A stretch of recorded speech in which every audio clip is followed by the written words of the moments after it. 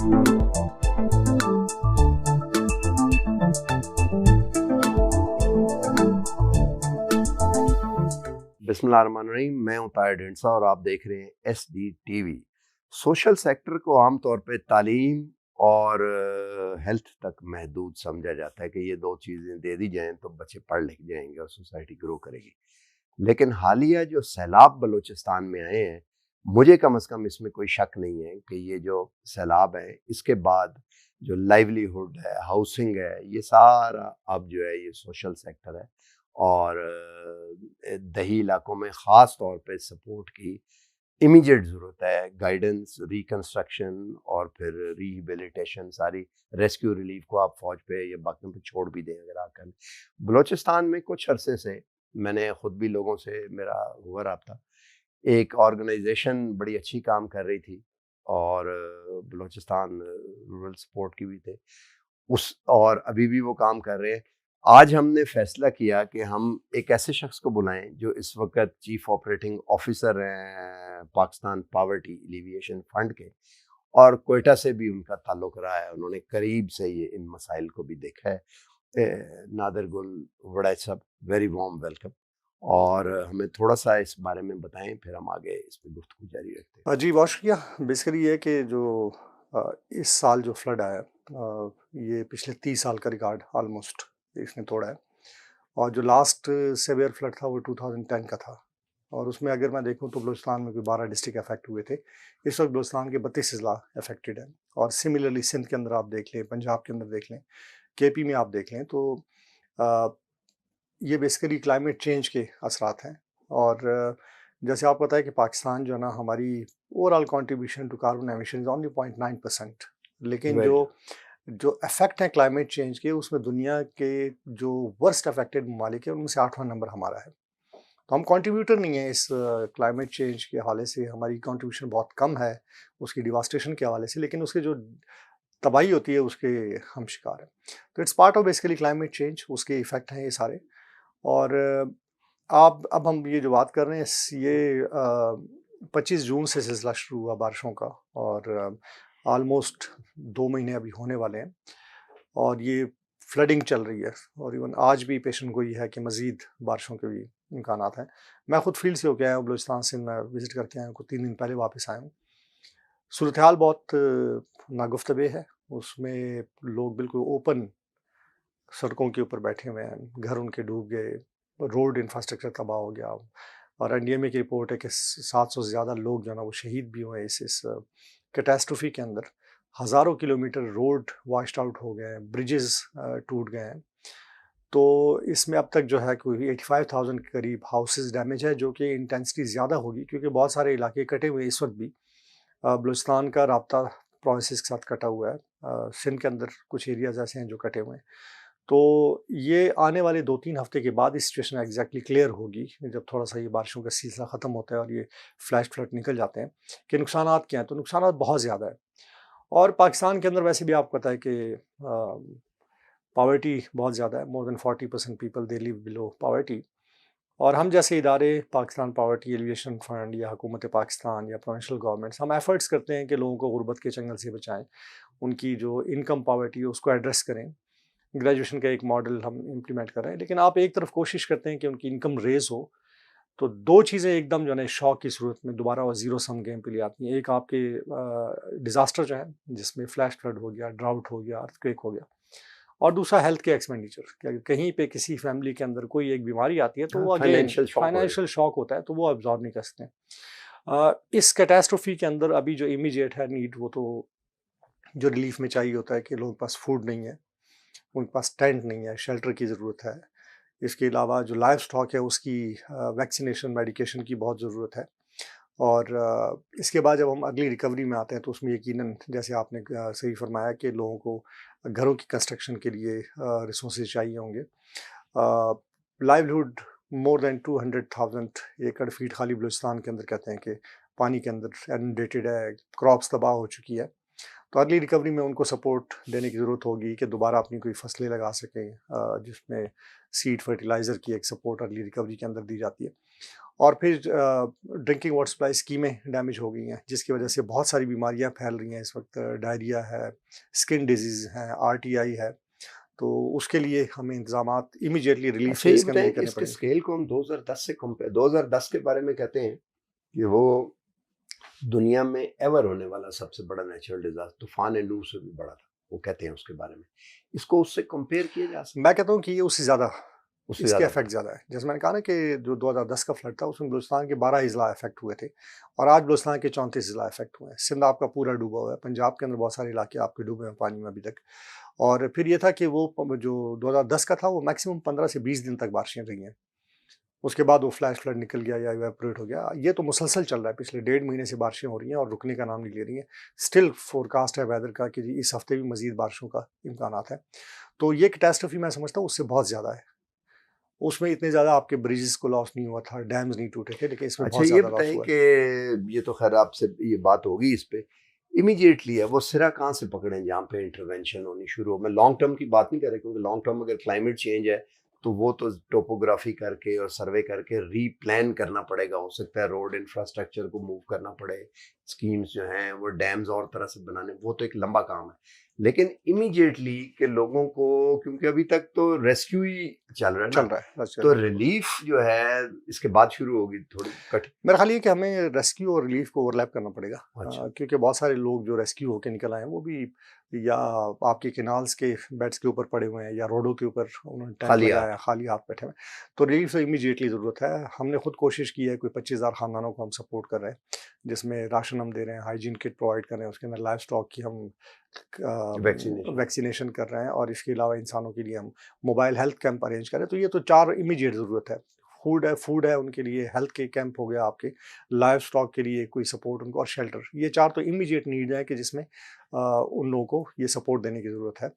और मेरा ख्याल है अभी तक जो रिस्पांस है, एनडीएम में कोशिश करी है, प्रोविंशियल डिजास्टर मैनेजमेंट अथॉरिटीज़ कोशिश करनी है, आर्मी है, एफसी, बाकी जो लॉ एनफोर्समेंट एजेंसीज है, एडमिनिस्ट्रेशन है, वो अपनी तरफ से कोशिश कर रहे हैं। लेकिन ये स्केल इतना ज़्यादा है कि मेरा ख्याल ये कि अकेले हुकूमत पाकिस्तान या प्रोविंशियल गवर्नमेंट के उनकी भी जो वसाइल हैं, जो उनकी कैपेसिटी है, उससे बढ़ के है।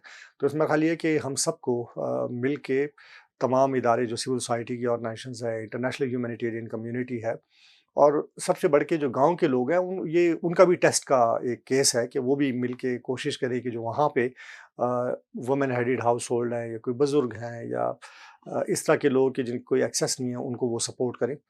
तो रिलीफ में तो इमीडिएटली ये चाहिए। बाकी लॉन्ग टर्म में ये हमें थोड़ा-सा देखना पड़ेगा कि डिज़ास्टर प्रिपेयर्डनेस और मिटिगेशन पे हम काम करें। हमारी कम्युनिटीज़ भी ऑर्गनाइज़ हो, और एक चीज़ जो मैं समझता हूँ कि जो मेरा अपना एक्सपीरियंस रहा है 2005 के अर्थक्वेक के बाद मैंने कई इमरजेंसीज़ खुद भी हैंडल की हैं, कि national disaster management authority, provincial disaster management authority, इनका कोऑर्डिनेशन की एक अच्छा रोल है, इंफॉर्मेशन कलेक्शन का अच्छा रोल है। लेकिन जो एक्चुअल जो इकदामात हैं वो डिस्ट्रिक्ट लेवल पे होने ज़रूरी हैं। तो डिस्ट्रिक्ट डिज़ास्टर मैनेजमेंट अथॉरिटीज़ को स्ट्रेंथन करने की ज़रूरत है फॉर लॉन्गर टर्म, और हर डिस्ट्रिक्ट का अपना एक डिज़ास्टर प्लान होना चाहिए, उसके अंदर प्रिपेयर्डनेस से लेके मिटिगेशन तक ये होना चाहिए। तीसरा ये है कि हमने सबक नहीं सीखा। हमने ये देखा है कि जब भी फ्लड आता है हम उधर ही घर बना लेते हैं, फिर फ्लड चला जाता है दोबारा हम वहीं पे कंस्ट्रक्शन कर लेते हैं। तो थोड़ा-सा हमें ये जो हमारे लेसन्स लर्न्ड हैं, 2010 का फ्लड हो गया, उसके बाद 2011 में भी अच्छा, ये कुछ इलाकों बताएं में कि फ्लड ये आया। तो क्लाइमेट चेंज से तो ये हर एक के लिए एक नई लर्निंग है। तो अगर ये कहें कि घर गलत जगह पे बना हुआ है तो वो तो लर्निंग है, पहले वो वल्नरेबल नहीं था। लेकिन ऐसी भी हैं जगह बहुत सारी, खास तौर पे बलूचिस्तान में और इन इलाकों में, जहाँ पे पहले से वल्नरेबल जगह थी और लोग कंस्ट्रक्शन हुई हुई। देखिए, हमने तो अगर आप मिसाल शहरों की मिसाल ले लें, कोयटा शहर है, कराची आप देख लें, रावलपिंडी आपने अभी रिसेंटली देखा, मोती बाज़ार, उसमें क्या हाल हुआ। एक तो हमने शहरों के अंदर जो हमारे पानी के रास्ते थे, हमने उसके ऊपर प्लाज़े खड़े कर दिए हैं, घर बना दिए, और पानी अपना रास्ता 100 साल के बाद भी नहीं छोड़ता। तो एक तो ये बड़ा ऑब्वियस है कि हमने पानी के रास्तों के ऊपर कंस्ट्रक्शन कर लिया। अब बलूचिस्तान हालाँकि बहुत वसी एरिया है, टोटल 1 करोड़ 20 लाख आबादी है हमारी, 3,47,000 स्क्वायर किलोमीटर एरिया है हमारा। लेकिन फिर भी हमने पानी के रास्ते में ही घर बनाए हुए हैं। तो मेरा ख़्याल एक तो ये है कि ओवरऑल हमें जो हाउसिंग सेक्टर है उसको देखने की ज़रूरत है, और हुकूमत को इस पे इक़दामात लेने चाहिए कि ठीक है, रूरल एरियाज़ हैं, वहाँ पे ज़मीन भी बहुत है, लोग खुले-खुले घर बना लेते हैं। लेकिन थोड़ा बहुत बेस्ड ऑन 2010 फ्लड, ये जो फ्लड आया उसमें थोड़ा सा मैपिंग की ज़रूरत होगी कि आप हर जगह के ऊपर कम से कम इंतज़ामिया और म्यूनिसिपल कॉरपोरेशन जो बेसिकली रेगुलेट करते हैं हाउसिंग को, कि वो थोड़ा सा प्लानिंग करें कि लोगों को शिफ्ट करें थोड़ी सी ऊपर एलिवेटेड जगह पे। और बाकी जो एरिया है जैसे हमारे जो प्लेन एरियाज़ हैं सिंध के अंदर है, बलूचिस्तान में ये लसबेला, जाफराबाद, इस तरह के एरिया है, इनमें भी जिस तरीके से हम रोड इंफ्रास्ट्रक्चर को थोड़ा सा एलिवेट करते हैं, आप देख लें कि हर फ्लड के अंदर जो भी इमरजेंसी आती है, लोगों की आखिरी पनाहगाह जो रोड होता है, ठीक है, क्योंकि सड़क थोड़ी सी ऊपर है, तो हमें वो सड़क को पैमाना बना के उसके मुताबिक थोड़ा सा हाउसिंग को रेज करने की ज़रूरत है। तो जहाँ भी हम घर बनाए उसको थोड़ा सा एलिवेट कर दें, तो मेरे ख्याल ये एक सोल्यूशन होगा इसका। आखिरी प्रोग्राम लंबा हो रहा है, आखिरी पे कोई एक दो सजेशन जो आप समझते हैं, क्योंकि किसी एक प्लेयर या स्टेक होल्डर के तो बस की बात नहीं है। मेरा ख्याल ये कि इसमें एक तो यह कि मुखैर आज़ाद को आगे आने की ज़रूरत है। सबसे पहले तो चैरिटी बिगिंस एट होम। उसके साथ साथ हुकूमत पाकिस्तान को इस वक्त देखना पड़ेगा कि जो डेवलपमेंट के फ़ंड है उसको किस तरीके से रिलीफ अर्ली रिकवरी की तरफ वो थोड़ा सा मोबिलाइज कर सकते हैं। तीसरा मैं ये कहूँगा कि अक्सर हमने यही देखा है कि इस तरह की कैटास्ट्रफीज़ के अंदर जो माजूर लोग होते हैं, जो वुमेन हेडेड हाउस होल्ड हैं, उनकी दस्तरस नहीं होती रिलीफ आइटम की भी, और उनको कुछ मिलता नहीं है, वो लाइनों में दूर खड़े रहते हैं, कोई होता नहीं है। तो मेरा ख्याल ये कि थोड़ा सा जो हमारे लोग हैं जो खुद भी अफेक्टेड हैं, मैं समझता हूँ, लेकिन कम से कम ये कि अपने अपने इलाकों में इंक्लूसिवनेस का इंश्योर करें कि इस तरह के लोग जो इंतहाई वल्नरेबल है वो खुद आगे बढ़ के उनको सपोर्ट करें। और बाकी ये है कि चैलेंजेस बहुत ज़्यादा है इस वक्त। मिटिगेशन के मुतालिक क्या चैलेंजेस है? क्योंकि मैं इसलिए खास तौर पे सवाल इसलिए पूछ रहा हूँ कि यहाँ पर अर्ली पैटर्न था कि दरिया स्वैलअप होता है तो सैलाब आता है पंजाब वगैरह में, तो मिटिगेशन में वो बंद बनाना वो सारी चीजें, लेकिन ये तो प्रेसिपिटेशन डायरेक्ट है, तो इसमें मिटिगेशन के लिए आप क्या सजेस्ट करते हैं, कोई एक देखिए, चीज? मिटिगेशन के लिए अगेन आपको देखना पड़ेगा कि जो मैपिंग करनी पड़ेगी। मैपिंग करनी पड़ेगी, और फ्लड प्रोटेक्शन वॉल्स इसके लिए आपको अरेंज करने पड़ेंगे। चाहे रेन भी होती है तो रेन के जो गुजरगाहें हैं बेसिकली वो जहाँ जहाँ से गुजरती है वहाँ पे आपको अरेंजमेंट करनी पड़ेगी। और मैपिंग बड़ी आसान है, आप देख लें कि 2010 फ्लड में कौन से एरिया इफेक्ट हुए हैं, 2022 में कौन से इफेक्ट हुए हैं। पॉसिबल हो डैम बना ले, उसके साथ फ्लड प्रोटेक्शन वॉल बना ले जहाँ जहाँ से देख रहे हैं कि इसका इफेक्ट हुआ। और तीसरा ये है कि अभी हमें थोड़ा सा ज़रूरत होगी कि हम अर्ली रिकवरी और रिहेबिलिटेशन को भी फोकस करें।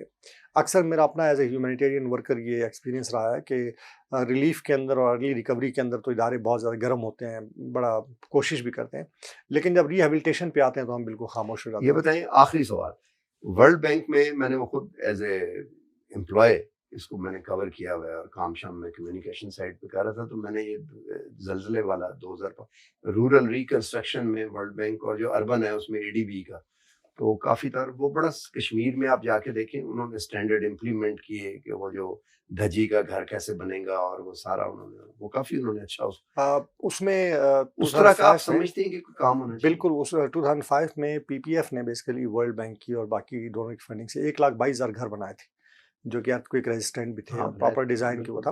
तो बिल्कुल उस तरह की जरूरत है आप समझते हैं कि डोनर से, क्योंकि सिर्फ वर्ल्ड बैंक की कोई $1.5 बिलियन की थी और इसी तरह एडीबी 2-3 बिलियन, तो आप समझते हैं कि पाकिस्तान को अप्रोच करना चाहिए? देखिए जी, मैं तो ये समझता हूँ कि क्लाइमेट चेंज जो है इसमें हम कंट्रीब्यूटर नेग्लिजिबल है, हमारी कंट्रीब्यूशन बहुत कम है क्लाइमेट चेंज में, कार्बन एमिशन के अंदर। तो हमारे ऊपर जो असरात हैं वो बेसिकली हमारा किया धंधा तो नहीं है, वो तो दूसरों का है, बेसिकली वेस्ट का है सारा। तो इस वक्त उनको चाहिए कि वो कंपनसेट करें इसको, कि ये जो इफेक्ट हमारे ऊपर आया है, और हम वैसे भी एक गरीब मुल्क हैं, सबको पता है, और उसमें हमारे जो अपने दोस्त मुल्क हैं उनको आगे आना चाहिए, मल्टीलैटरल बायलैटरल डोनर्स को आगे आना चाहिए।